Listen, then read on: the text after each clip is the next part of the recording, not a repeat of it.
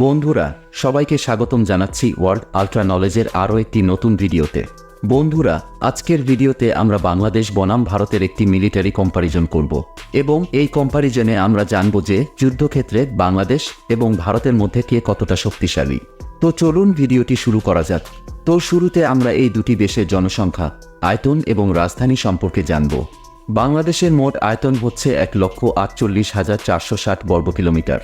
বর্তমানে বাংলাদেশের জনসংখ্যা প্রায় 17,30,00,000 এবং বাংলাদেশের রাজধানী শহর হচ্ছে ঢাকা। অপরদিকে ভারতের মোট আয়তন হচ্ছে 32,87,263 বর্গ কিলোমিটার। বর্তমানে ভারতের জনসংখ্যা প্রায় 145 কোটি এবং ভারতের রাজধানী শহর হচ্ছে নতুন দিল্লি। এবার আমরা এই দুটি দেশের মিলিটারি পাওয়ার সম্পর্কে জানব। বাংলাদেশ সেনাবাহিনী প্রতিষ্ঠিত হয় 1971 সালে। অপরদিকে ভারতের সেনাবাহিনী প্রতিষ্ঠিত হয় 1895 সালে। গ্লোবাল ফায়ার পাওয়ার 2024 সালের তথ্য অনুযায়ী বাংলাদেশ হচ্ছে বর্তমান পৃথিবীর 37তম শক্তিশালী দেশ।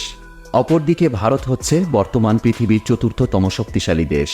বর্তমানে বাংলাদেশের সামরিক বাজেট প্রায় 7 বিলিয়ন মার্কিন ডলার এবং অপরদিকে বর্তমানে ভারতের সামরিক বাজেট প্রায় 74 বিলিয়ন মার্কিন ডলার।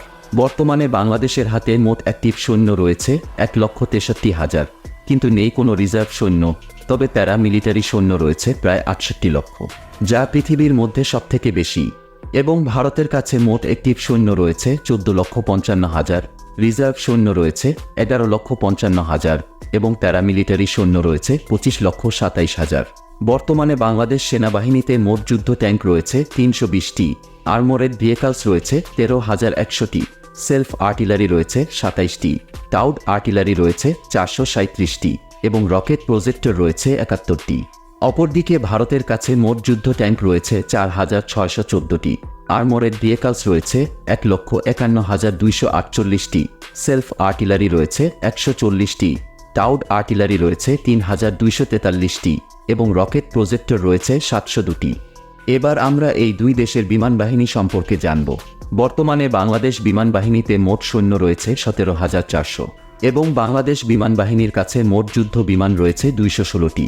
এর মধ্যে ফাইটার জেট রয়েছে 44টি, নেই কোনো অ্যাটাক টাইপ যুদ্ধ বিমান। ট্রান্সপোর্ট যুদ্ধ বিমান রয়েছে 17টি, ট্রেইনার যুদ্ধ বিমান রয়েছে 87টি এবং স্পেশাল মিশন যুদ্ধ বিমান রয়েছে 4টি। নেই কোনো ট্যাঙ্কার ফ্লিট। হেলিকপ্টার রয়েছে 73টি, তবে নেই কোনো অ্যাটাক হেলিকপ্টার।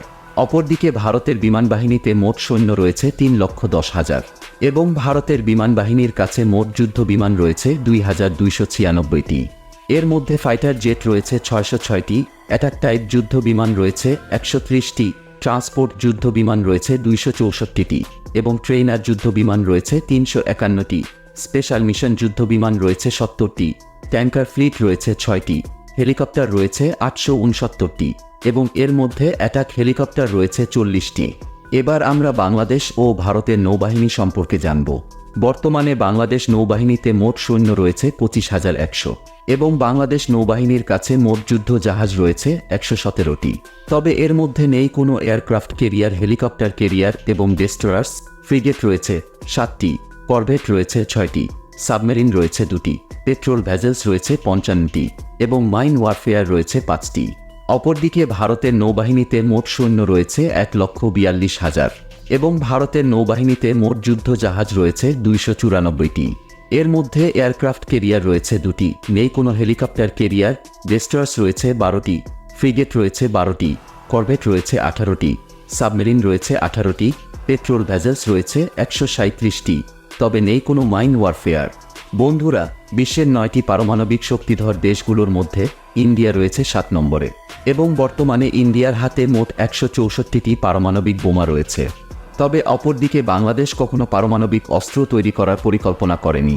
তো বন্ধুরা, এই ছিল আমাদের আজকের কম্প্যারিজন ভিডিও। আর আপনি যদি চীন বনাম ভারতের সামরিক শক্তি সম্পর্কে জানতে চান তাহলে পাশের ভিডিওতে ক্লিক করুন।